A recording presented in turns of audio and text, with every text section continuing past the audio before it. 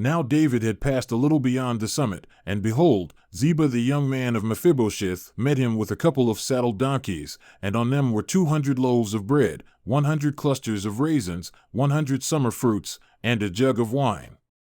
And the king said to Ziba, "Why do you have these?"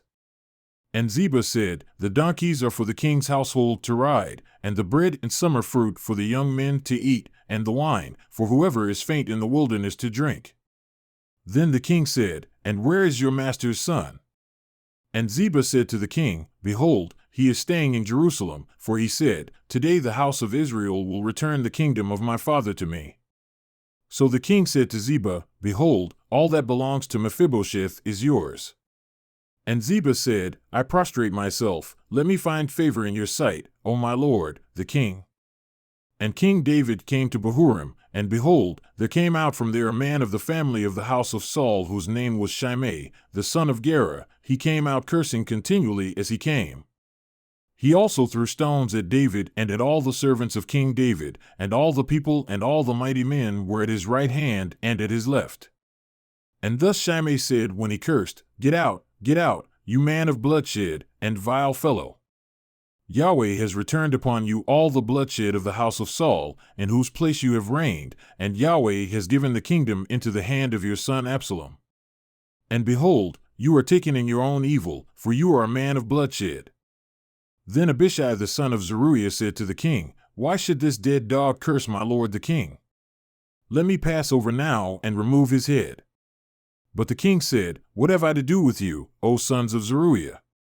If he curses, and if Yahweh has told him, 'Curse David,' then who shall say, 'Why have you done so?'"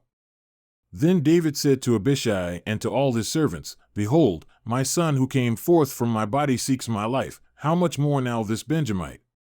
Let him alone and let him curse, for Yahweh has told him.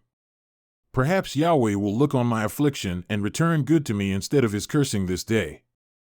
So David and his men went on the way, and Shimei went along on the hillside parallel with him, and as he went, he cursed and cast stones and threw dust at him. Then the king and all the people who were with him arrived weary, and he refreshed himself there. Now Absalom and all the people, the men of Israel, had entered Jerusalem, and Ahithophel with him. And it happened that when Hushai the Archite, David's friend, came to Absalom, that Hushai said to Absalom, "Long live the king! Long live the king!" And Absalom said to Hushai, "Is this your loving kindness to your friend? Why did you not go with your friend?" Then Hushai said to Absalom, "No. For whom Yahweh, this people, and all the men of Israel have chosen, his I will be, and with him I will remain. Besides, whom should I serve? Should I not serve in the presence of his son? As I have served in your father's presence, so I will be in your presence." Then Absalom said to Ahithophel, "Give your advice. What shall we do?" And Ahithophel said to Absalom, "Go into your father's concubines, whom he has left to keep the house, then all Israel will hear that you have made yourself odious to your father. The hands of all who are with you will also be strengthened." So they pitched a tent for Absalom on the roof, and Absalom went into his father's concubines in the sight of all Israel. Now the counsel of Ahithophel, which he counseled in those days, was as if one asked of the word of God, so was all the counsel of Ahithophel regarded by both David and Absalom.